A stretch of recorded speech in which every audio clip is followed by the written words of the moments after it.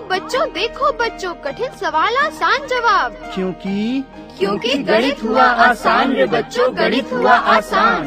अंकों का है खेल निराला, जोड़ घटाओं ने क्या कर डाला। क्योंकि गणित हुआ आसान रे बच्चों, गणित हुआ आसान। शून्य का है खेल अजब, अंकों के संग करे गजब। कभी अंकों को शून्य बनाता या अंकों का मान बढ़ाता।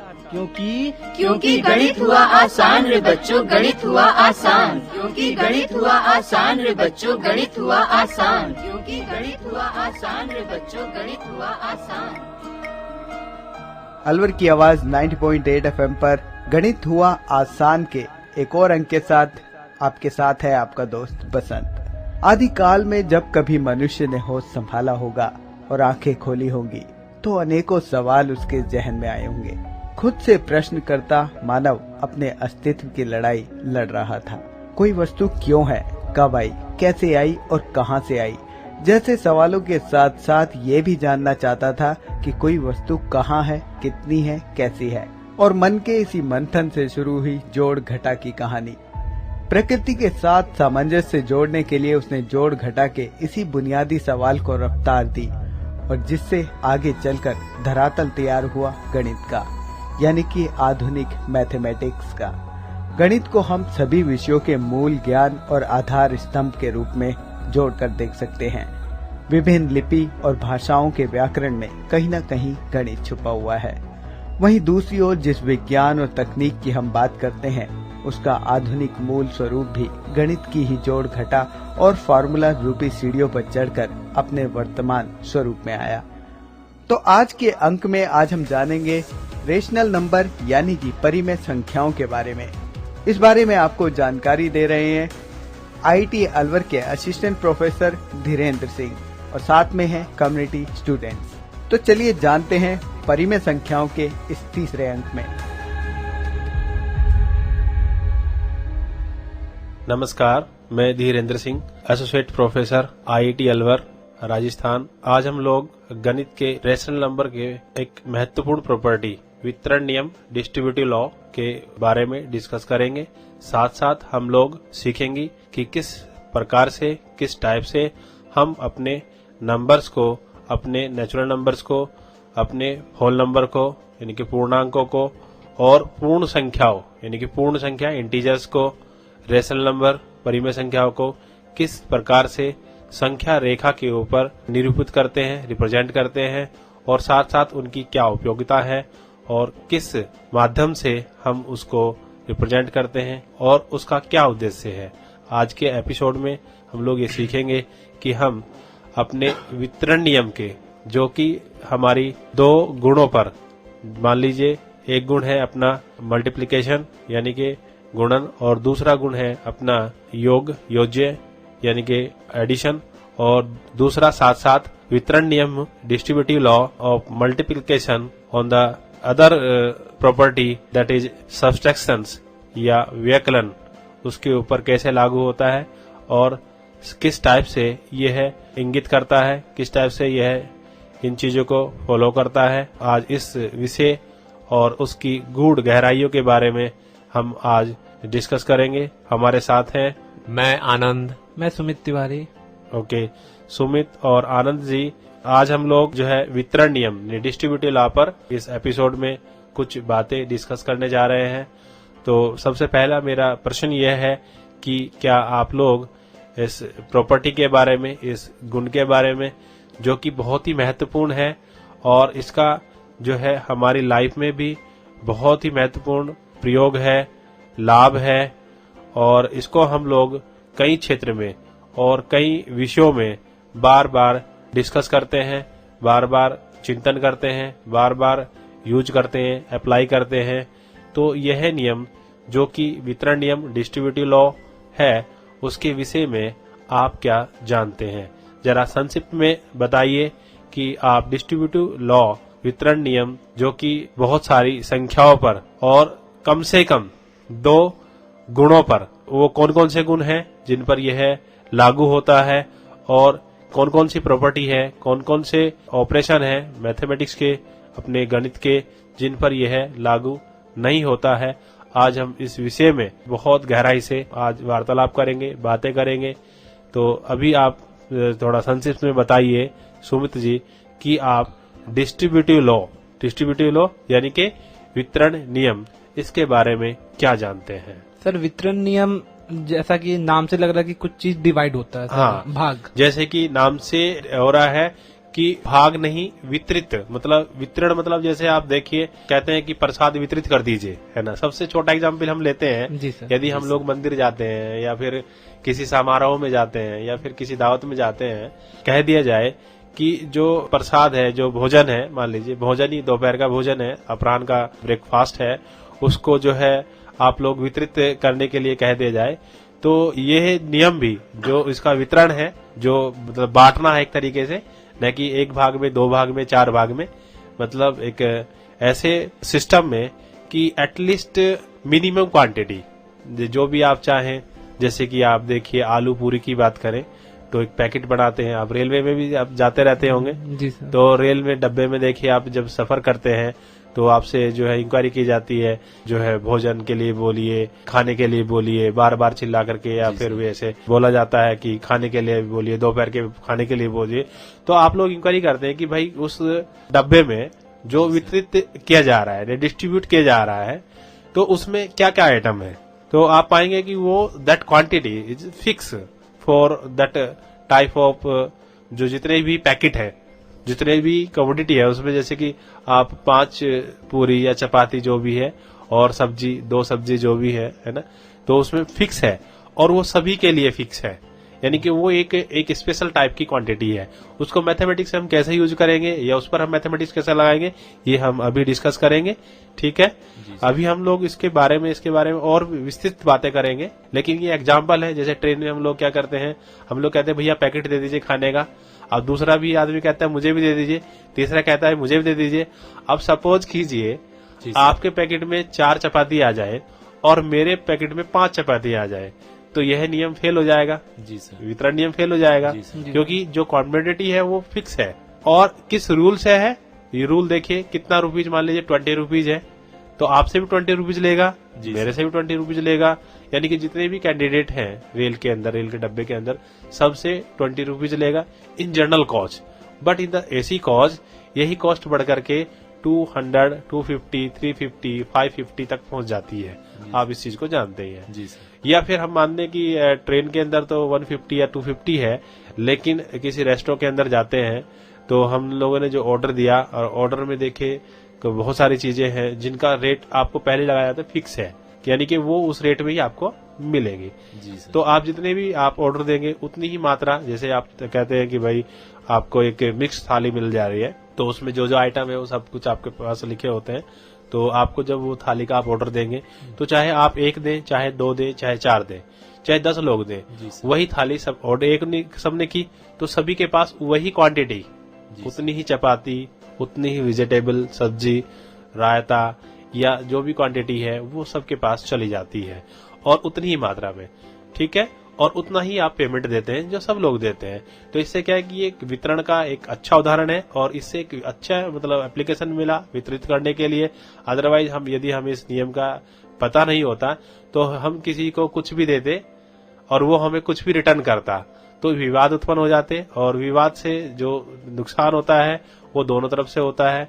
उस व्यक्ति को भी होता है जो विवाद करता है और उस व्यक्ति को भी होता है जो विवाद झेलता है, यानी कि कस्टमर को भी होता है और ऑनर को भी होता है, शॉप ओनर को भी होता है, यानी कि होटल मालिक को भी होता है, ठीक है। तो हम इसलिए यही महत्वपूर्ण नियम है, बहुत ही महत्वपूर्ण नियम है कि ये जो नियम है बहुत ही गूढ़ नियम है।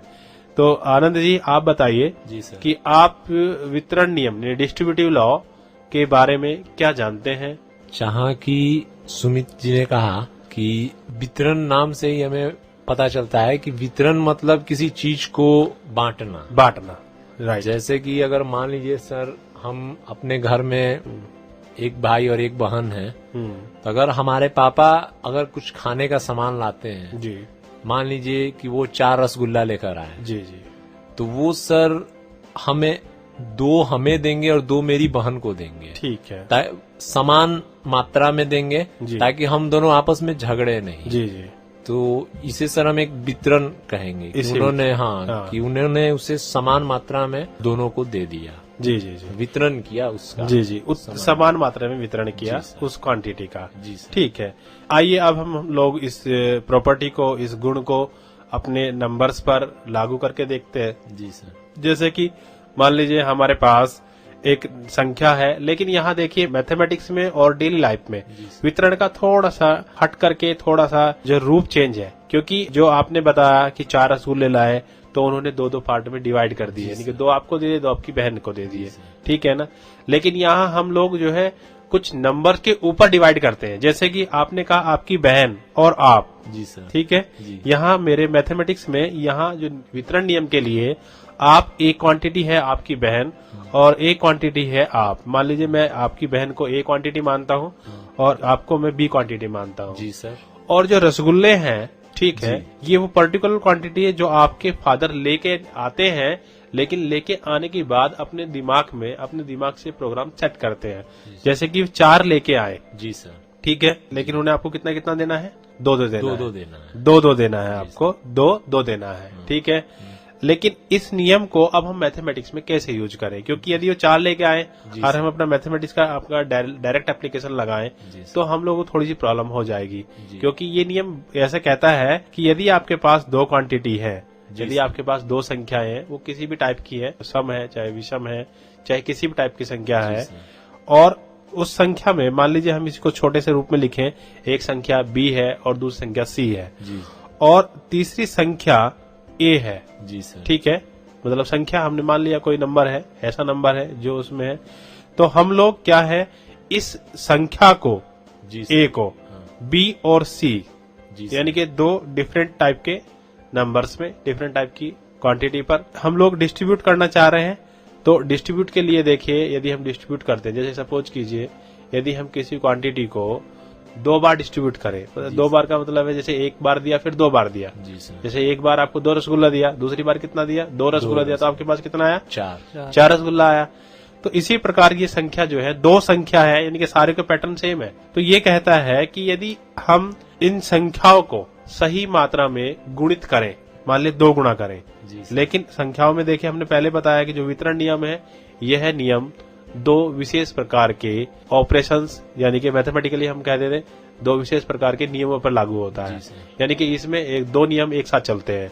जैसा हम सबसे पहले डिस्कस करें, गुणा या गुणन का योग पर, सबसे पहला नियम है हमारा गुणन मतलब मल्टीप्लिकेशन का योग पर, यानी कि एडिशन पर वितरण नियम यानी डिस्ट्रीब्यूटिव लॉ, यानी कि हम लोग कह सकते हैं मल्टीप्लिकेशन का एडिशन पर डिस्ट्रीब्यूटिव लॉ, यानी कि गुणन का योग पर वितरण नियम।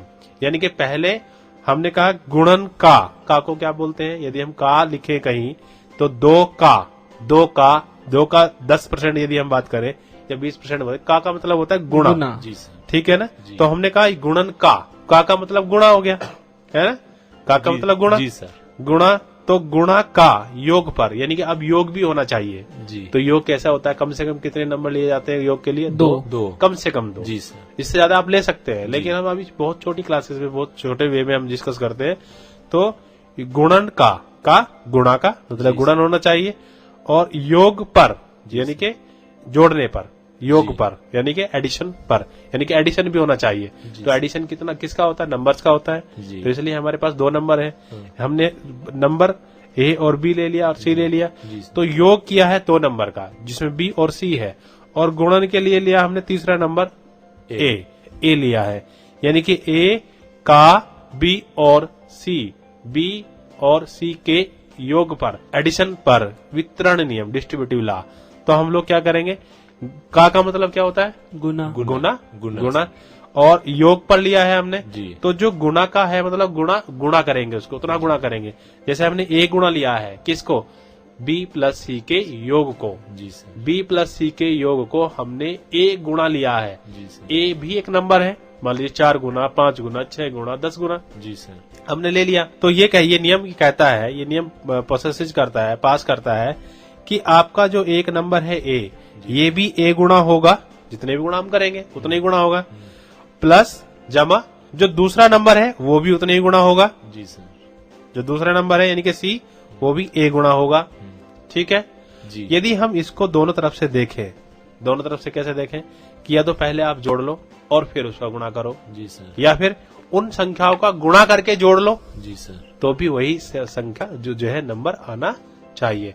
यानी कि नियम कब पास होता है, कोई संख्या, कोई नियम, कोई रूल जब पास होता है जब उसके दोनों साइड, ठीक है ना, जैसे हम किसी इक्वेशन को हल करते हैं और रूट निकालते हैं, तो रूट कब निकलते हैं, रूट तब निकलते हैं जब वो वैल्यू यदि वो रूट उस इक्वेशन में रखते हैं तो उसकी दोनों साइड इक्वल हो जाए। जी सर। ठीक है, यहाँ वितरण नियम भी यही कहता है। वितरण नियम यही कहता है कि मेरे पास एक नंबर है, मैं दो योग पर उसको डिस्ट्रीब्यूट करता हूँ। एक नंबर को दो नंबर के योग पर मैं इस नंबर को गुणित करता हूँ, गुणा करता हूँ, तो यदि हम उस नंबर को योग करके गुणा कर ले या फिर उस नंबर को दूसरे नंबरों में गुणा करके जोड़ ले। जी सर। देखिए मेरी बात को आप समझ रहे हैं, जी। या तो उस नंबर, दोनों नंबर को जोड़ करके उसमें उस नंबर की गुणा कर ले, गुना कर दें, या फिर उस नंबर में जोड़ करके, उस नंबर में जोड़ करके उन दोनों नंबरों में गुणा करके जोड़ ले, तो रिजल्ट जो है समान आना चाहिए। ठीक है, जैसे फॉर एग्जांपल आपने मार्केट से 2 मीटर या 2.25 मीटर कपड़ा लिया। जी सर। और क्या सिलवाया, शर्ट सिलवाई, तो आपकी शर्ट में जितना कपड़ा लगा प्लस जो रिमेनिंग है दर्जी के पास, जी सर, तो शर्ट में जितना कपड़ा लगा वो तो एक पूरा थान था, हमारा खुला कपड़ा था, जी सर, लेकिन उससे क्या डिजाइन किया आपने, शर्ट बनवाया। शर्ट बनवाया। तो शर्ट में जो भी कपड़ा लगा वो कपड़ा यदि हम उसको हटा करके फिर से जोड़े, जी, तो जो कपड़ा हमारे पास पहले था उसकी लेंथ सेम बराबर आएगी। जी सर, यानी कि वो सेम पार्ट में वही कपड़ा 2 भागों में, 2 से ज्यादा भागों में वितरित हो चुका है, डिवाइड हो चुका है, ऐसे इस पे डिवाइड हो चुका है। ठीक है, अब हम लोग नंबर पे डिस्कस करते हैं। हम लोग मान लीजिए अब छोटे छोटे प्रैक्टिकल जो है नंबर्स पे हम डिस्कस करते हैं। अब मानिए हम ए को क्या नंबर ले, हम इसको चेक कर लेते हैं कि ये नियम क्या हमारी संख्याओं के लिए लागू है या नहीं है, किस किस नियम के आधार पर ये लागू है, ये किस किस नियम के आधार पर ये लागू नहीं है। तो सबसे पहले हम लोग डिस्कस करते हैं गुणन का, यानी कि गुणन का योग पर वितरण नियम, यानी कि multiplication law on the addition as a distribution law. जी sir, multiplication rule on the addition as a distributive law, या distributive law of multiplication on the addition of 2 number. अब मान लीजिए हमने एक संख्या ले लिया है, देखिए हमने एक संख्या लिया 2, मान लीजिए बी है हमारी, एक संख्या है 2 है, और दूसरी संख्या है प्लस है 3, 2 प्लस 3, 2 प्लस 3 यानी कि योग की संख्या हो गई हमारी, 2 प्लस 3 2 योग की संख्या हो गई। अब हमने डिस्ट्रीब्यूट किया, यानी कि इनको 2 बार मल्टीप्लाई कर लिया, यानी कि डबल कर दिया हमने। ठीक है, तो 2 प्लस 3 कितना हुआ, 5, और 5 का 2 गुना, 5 का 2 गुना कितना हुआ, 10, 5 का 2 गुना 10 हो गया, ये संख्या आ गई। अब हम लोग करते हैं इसके दूसरे साइड से, इसको देखते हैं। आपने क्या किया, 2 का 2 गुना लगा दिया प्लस 2 का 3 गुना लगाया, तो 2 का 2 गुना कितना हुआ, 4, और 2 का 3 गुना कितना हुआ, 6, तो हमारे पास संख्या कितनी आई, 10। तो देखिए एक साइड से हम लोग करते हैं तो भी 10 आता है और सेम नंबर आता है, दूसरी साइड से करते हैं तो भी 10 आता है और सेम नंबर आते हैं। तो इस प्रकार हमें पता लगता है, हम लोग जानकारी रखते हैं या जानकारी हमें मिलती है कि गुणन का योग पर वितरण नियम पास है, परिभाषित है, पूर्णतः लागू है। अब यह तो हमने देखा, यह आपने जो है पूर्ण नंबर पे लगा के, पूर्ण नंबर में हुआ नहीं हुआ है, लेकिन अब हम लोग इसको परिमेय संख्या पर लागू करते हैं। अब देखिए हमने 3 नंबर लेने हैं, ए, बी और सी। जी सर, अब बताइए एक संख्या हमारे पास क्या है, 1/2, 1/2 हमारे पास एक संख्या 1/2 है, दूसरी संख्या 3/2, 3/2, ये दोनों योग की संख्या है, यानी कि एक साथ जुड़ती है, तो 1/2 योग 3/2 यानी कि 1/2 1/2 प्लस 3/2, और जो गुणा की संख्या है जिसको गुणित करना है वो कितना है हमारे पास, बताइए, जिसको गुणित करते हैं कुछ भी ले लीजिए, 5/2 ले लीजिए। तो गुणित का संख्या है 5/2, योग की 2 संख्या 1/2 जमा 3/2। यदि हम 1/2 जमा 3/2 को जोड़ते हैं तो हमारे पास कितना आता है, 4/2। देखो 3 1 4/2 यानी कि 2 यानी कि कितना हो गया 4/2। इसका एलसीएम लेंगे और इसको जोड़ देंगे, दोनों हर सेम है जी सर। डिनोमिनेटर सेम है। 3 + 1 4 4 बटे, क्योंकि आपके हर सेम है डिनोमिनेटर सेम है, तो ये 2 हो जाएगी, यानी कि 4/2, यानी कि 4/2 कितना हुआ 2, जी सर। और 5/2 जी यानी कि 2 से 2 काट लीजिए जी सर। तो कितना आया 5। 5। हमारे पास जो संख्या आई 5 वो 5 आई, 10 ना करके क्या आई 5 आई। ठीक है, अब हम लोग वितरित करके करते हैं कि वितरित करने के बाद भी क्या है संख्या से सेम है, तो वितरित करके सम करते हैं। तो 1/2 का 5/2 जमा 3/2 का 5/2, 1/2 का 5/2 यानी कि 5/4 4 जमा जी सर। 3/2 का 5/2 यानी कि 15/4। अब हम लोग इनको जोड़ते हैं, ऐड करते हैं, तो इसका देखिए एलसीएम कितना आ गया 4, और ये हुआ आपका 5 + 15 यानी कि 5 + 15 20/4 जी सर। 20/4 का रिजल्ट कितना आया 5 यानी कि 4 5 20। जी सर। तो हमारे पास देखिए दोनों का रिजल्ट सेम आया, यानी कि यह नियम परिमेय संख्याओं पर भी लागू होता है। तो वितरण नियम डिस्ट्रीब्यूटिव लॉ हमने देखा कि distributive law of multiplication on the addition of 2 numbers is applicable for rational number. जी सर। अब हम लोग दूसरे नियम के बारे में डिस्कस करते हैं। क्या यह नियम गुणन का, क्योंकि देखिए इसमें गुणित ही करना है, जी सर। संख्या को गुणित में लेना है, जी।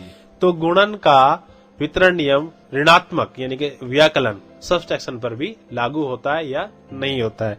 अब हम लोग डिस्कस करते हैं वितरण नियम घटाव पर यानी कि व्याकलन पर यानी कि सब्सट्रैक्शन पर। तो हम लोग डिस्कस करते हैं कि सब्सट्रैक्शन पर या जो है व्याकलन पर हमारा नियम लागू होता है या नहीं होता है। इसके लिए भी हम उसी टाइप से बात करेंगे, हम लोग उसी तरफ से सोचेंगे। बस यहाँ जो हमारे ऑपरेशन है, ये अभी हमने कौन कौन से ऑपरेशन लिए थे? अभी तो सर योग के योग लिया था, योग पर किसका? गुणन का। अब हम लोग क्या लेंगे? घटाव यानी कि सब्सट्रैक्शन पर गुणन का, मल्टीप्लिकेशन का। अब इसी टाइप से हम लोग डिफाइन करते हैं। बताइए संख्या क्या ले लें? ए को क्या संख्या ले लें हम लोग? ए को सर 5/3 5/3 ले लेते हैं।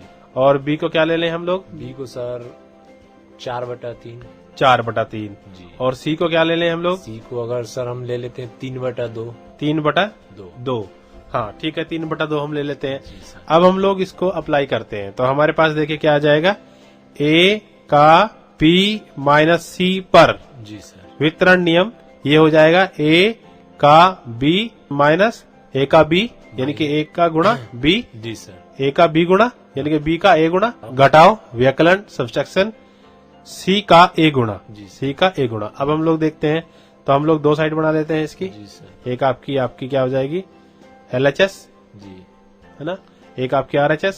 जी सर। ठीक है, हम लोग देखते हैं कि ये क्या लागू होता है नहीं लागू होता है।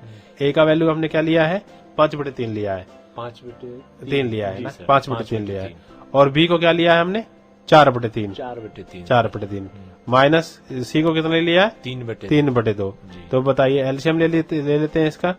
5/3 ये हो जाएगा 6 एलसीएम हो गया। 2 और 3 को एलसीएम कितना होता है? 6 हमने ले लिया, तो यहाँ आ जाएगा 8 माइनस 9 हो जाएगा। जी सर। हाँ बिल्कुल सही बात, ये हो जाएगा। देखिए इसको डिवाइड करते हैं, 3 आ जाएगा। जी सर। ठीक है, और 3 से 3 का मल्टीप्लाई करेंगे तो कितना आ जाएगा? 8 माइनस 9 यानी कि आपका आ जाएगा 5/3 जी। और 1 माइनस का 1/6 यानी कि माइनस का 5/18 माइनस के 5/18 यानी कि जब हम राइट हैंड साइड को सोल्व करते हैं तो हमारा आता है माइनस का 5/18।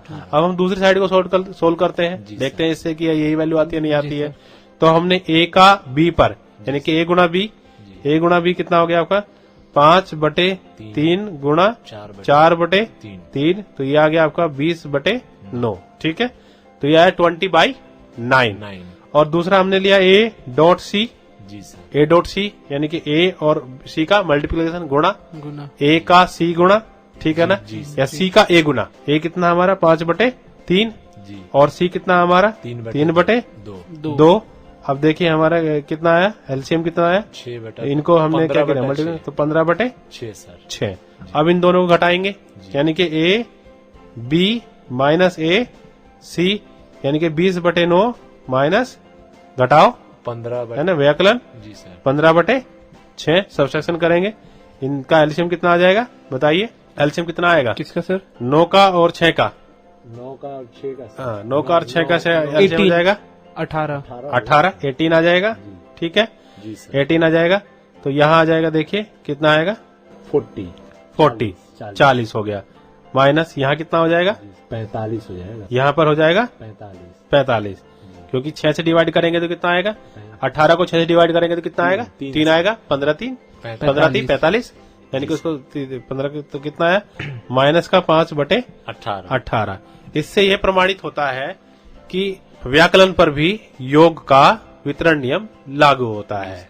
ठीक है, तो इस प्रकार हमने सीखा कि जो डिस्ट्रीब्यूटिव लॉ है वो आपके परिमेय संख्या के लिए आपके जो है व्याकलन पर या सब्सट्रैक्शन पर भी लागू होता है।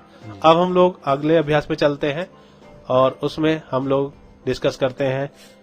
सर अगले अध्याय में जाने से पहले ये पूछना था कि जैसे अभी आपने बताया कि गुना का जोड़ और गुना से घटाव में, तो सर इसके अलावा जो डिवीजन होता है और सर मल्टीप्लिकेशन का मल्टीप्लिकेशन में, मतलब गुना का गुना में और गुना का भागा में, ये रूल के अंदर आता है या नहीं, या इसके बारे में? ये आपका जो प्रश्न है, जो क्वेश्चन है, बहुत ही इम्पोर्टेंट है, बहुत ही अच्छा है। लेकिन हमने पहले बताया कि जो वितरण होता है वो कम से कम 2 अलग अलग ऑपरेशन पे लागू होता है। जी सर। ठीक है, जैसे आप समझते हैं कि जब हम लोग मान लीजिए ट्रेन के अंदर है, डिमांड करते हैं खाने की, जी, तो आपके पास वो चीज है ही नहीं। जी भाई खाना आपके पास नहीं है कि आप वापस कर दें, ठीक है ना, आप तो खाना लेते हैं ना, खाना देते थोड़ा ही ना है। जी तो इसीलिए ये नियम क्या कहते हैं, ये नियम ये कहता है कि 2 विपरीत होना चाहिए, यानी कि एक के पास चीज होनी चाहिए, एक के पास चीज नहीं होनी चाहिए। यदि दोनों के पास वह वस्तु है, वो कमोडिटी है, वो एलिमेंट है, तब ये नियम लागू नहीं होता है, वितरण का नियम लागू नहीं होता है। यानी कि एक डोनर है, यानी कि एक के पास वो वस्तु है और एक के पास वो वस्तु नहीं है। हम थोड़ा संक्षिप्त में थोड़ा बता देंगे इन चीजों को तो अच्छा रहेगा। देखिए आप लोग देखते हैं एक संख्या रेखा के बारे में आपने सुना ही होगा। आनंद जी बताइए संख्या रेखा के बारे में आप क्या जानते हैं? सर संख्या रेखा जहाँ तक मुझे पता है कि किसी रेखा पर हम जो संख्या को हम दर्शाते हैं उसे ही हम संख्या रेखा कहते हैं। हाँ, संख्याओं को दर्शाने के लिए या किसी रेखा को यूज करते हैं, उसको संख्या रेखा कहते हैं। ठीक है, तो संख्या रेखा का जो है दर्शाने के लिए हम लोग संख्या, तो हम छोटी सी बात करें, जैसे कि आपका प्राकृत संख्या है, नेचुरल नंबर है, इसको यदि किसी रेखा पर दर्शाना हो, ठीक है, तो कहाँ से स्टार्ट करेंगे इसको? 1 से सर। हाँ 1 से स्टार्ट करेंगे और उसके बाद 2 देंगे, उसके बाद 3, फिर 4, फिर 5, फिर 6, फिर 7। यस ठीक है। यदि हम पूर्ण संख्या को यानी कि होल नंबर को, सर ये दाहिनी तरफ रहेगा या बाईं तरफ? सर ये दाहिनी तरफ, ये जो है 1 से लेकर के जो स्टार्ट होगा ये आपके दाहिनी तरफ रहेगा। ठीक है जी, दाहिनी तरफ से जो है अपरिमित रूप से बढ़ेगा। अपरिमित मतलब है कि आगे, क्योंकि नेचुरल नंबर आपको पता ही है 1 से स्टार्ट होता है और ये जो है आपका अनंत तक जाता है, तो अपरिमित आपको लाई करेगा, अपरिमित जो है आपका वो करेगा, लेकिन 1 के दाहिनी तरफ रहेगा क्योंकि हम 1 से स्टार्ट करते हैं। ठीक है, लेकिन अब हम यदि हम जो है पूर्ण संख्याओं के बारे में बात करें, यानी कि जिसमें 0 भी आती है, तो यह रेखा शून्य के दाहिनी तरफ, जी सर, ठीक है, अपरिमित रूप से बढ़ती है क्योंकि यह 0 से स्टार्ट हो जाएगी। 1 2 3 4 ये सारे इसके जो है दाहिनी तरफ आते चले जाएंगे। यदि यही बात जो है पूर्णांक के लिए बात करें, आप पूर्णांक संख्या को समझते हैं? जी सर। इंटीजर्स को समझते हैं? यदि इंटीजर्स के लिए बात करें तो आप मुझे एग्जाम्पल बताइए इंटीजर संख्याओं का। सर पूर्णांक संख्या जहाँ तक पिछली क्लासों में हमने पढ़ा है तो उससे हमें यही लगा है कि जो संख्या ऋण हो या धन, जो ऋणात्मक संख्या हो या धनात्मक संख्या, इन सभी संख्याओं को हम पूर्णांक संख्या कहते हैं। उसमें क्या 0 संख्या भी होती है? जी सर, 0 भी होती है। यानी कि अब 0 एक ऐसा पॉइंट है जिसके दोनों तरफ, अभी तक हमने संख्या रेखा में देखा कि 1 के तरफ बढ़ता जा रहा है जी, और फिर दूसरे उसमें देखा, इनके पूर्ण संख्याओं में देखा 0 से आगे बढ़ता जा रहा है। जी सर। देखो घटाव तो नहीं हुआ भाई, 0 के बाद 1 आया, फिर 2 आया, तो बढ़ते हुए क्रम में आया, इंक्रीजिंग ऑर्डर में आया, इंक्रीज होता जा रहा था, इसीलिए तो ये क्या दाहिनी तरफ ही बढ़ा। जी सर, एक साइड से दाहिनी तरफ ही बढ़ा। ठीक है, अब हम जो पूर्ण संख्याएं हैं, पूर्णांक है, जब उसके पास आते हैं तो ये प्रोसेस दोनों साइड बढ़ता है जी, यानी कि दोनों साइड ये प्रोसेस चलता है। ठीक है ना जी। उसका सेंटर पॉइंट क्या हो गया हमारा? 0 के एक तरफ घटता जा रहा है, यानी कि नेगेटिव में बढ़ता जा रहा है जी सर। और जीरो के एक तरफ भी बढ़ता जा रहा है, यानी कि पॉजिटिव में बढ़ता जा रहा है। ठीक है, ये ऐसा कह लीजिए, एक तरफ नेगेटिव में बढ़ता जा रहा है यानी घटता जा रहा है, और दूसरी तरफ में जो संख्याएं हैं वो पॉजिटिव में बढ़ती जा रही हैं। जी सर। ठीक है ना, कि जीरो के दोनों साइड में, यानी कि दाएं में भी और बाएं में भी, संख्या रेखा पर जीरो के दाएं में भी काम कर रहे हैं संख्या, और जीरो के बाएं में भी काम कर रहे हैं। तो दाएं सिरे में क्या जाएंगी, धनात्मक संख्याएं बढ़ती जाएंगी, और बाएं सिरे में क्या जाएंगी, ऋणात्मक संख्याएं क्या हो जाएगी, घटती जाएंगी। संख्या छोटी होती चली जाएंगी, लेकिन ऋणात्मक में बढ़ते चले जाएंगे। जी ठीक है ना, हम लोग ये कह सकते हैं। मुझे ये पूछना था सर, जो जीरो होता है वो सर धनात्मक संख्या है या ऋणात्मक संख्या? अच्छा, जो जीरो संख्या है ये धनात्मक और ऋणात्मक दोनों संख्याओं की प्रॉपर्टी को पास करता है, क्योंकि दोनों का सेंटर बिंदु है, दोनों का मूल बिंदु है, दोनों के सेंटर में आता है। तो क्योंकि एक जीरो एक ऐसा एडिटिव, आप जानते हैं कि जीरो क्या है, एक एडिटिव जो है तत्समक है, आइडेंटिटी है। एडिटिव आइडेंटिटी वो बोलते हैं, जैसे कि मान लीजिए किसी नंबर में हम किसी नंबर को ऐड कर दें जी, तो उस नंबर के जोड़ने पर जी सर, या उस नंबर में से उसे घटाने पर जी उस पर कोई प्रभाव ना पड़े जी सर, उसकी आइडेंटिटी फिक्स रहे, बरकरार रहे जी। ठीक है, मान लीजिए, तो वो नंबर कहता है एडिटिव इनवर्स। तो इसको हम एडिटिव आइडेंटिटी कहते हैं जीरो को। जैसे कि आप ये देखिए कि आपके पास 100 रुपीज थी जी, आपके पॉकेट में 100 रुपीज थी, आपने कहा सर कुछ पैसा दे दीजिए, मैंने भी आपको 0 रुपीज थमा दिया जी सर। तो आपके पॉकेट में कितना रुपया है ही नहीं सर, 100 रुपीज है जी सर, 100। तो आपकी अमाउंट में कोई फर्क नहीं पड़ा, लेकिन मेरे से भी आपने पैसे ले लिया, कितना लिया, 0 रुपया। मैंने आपको मना तो नहीं किया जी सर, लेकिन मेरे पास धनराशि नहीं थी, मैंने आपको कहा 0 रुपये ले जाइए जी सर। तो ये एक ऐसा आइडेंटिटी है जिसका किसी संख्या में जोड़ने से कोई प्रभाव नहीं पड़ता। तो ये बहुत ही अच्छा प्रश्न था, बहुत ही अच्छा क्वेश्चन था कि जीरो जो है दोनों टाइप की प्रॉपर्टी को बिहेव करता है, ये नेगेटिव भी होता है, ये पॉजिटिव भी होता है, और दोनों के सेंटर पॉइंट में आया है तो दोनों को लाइक भी करता है। इसी के साथ हमारा ये एपिसोड समाप्त होता है, और आगे एपिसोड में हम नंबर सिस्टम के बारे में या इनकी महत्वपूर्ण प्रॉपर्टी के बारे में जो है विस्तृत में डिस्कस करेंगे। कुछ अच्छी चीजें और कुछ अच्छे प्रयास के साथ फिर उपस्थित होंगे, और नेक्स्ट एपिसोड में हम फिर से नए जोश के साथ, नए उत्साह के साथ और नई गणितीय विधि, नए गणितीय सूत्रों के साथ फिर मिलेंगे। नमस्कार, धन्यवाद सर। Thank you sir. धन्यवाद।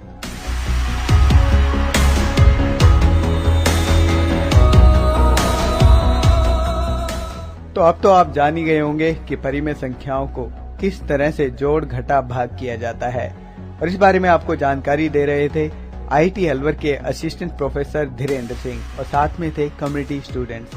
ये प्रोग्राम भारत सरकार के विज्ञान एवं प्रौद्योगिकी विभाग द्वारा उत्प्रेरित एवं समर्थित किया गया। आपको ये प्रोग्राम कैसा लगा? आप अपनी प्रतिक्रिया या सुझाव हमें दे सकते हैं। हमारा पता है कम्युनिटी रेडियो अलवर की आवाज 90.8 megahertz, IIT group of institutions, north extension, MIA Alwar, Rajasthan. हमारे फोन नंबर हैं 9587908908 और दूसरा नंबर है 014451211190। आप हमें मेल भी कर सकते हैं। हमारी ईमेल आईडी है radioalwar@gmail.com। इसी के साथ अपने दोस्त बसंत को दीजिए इजाजत। नमस्कार।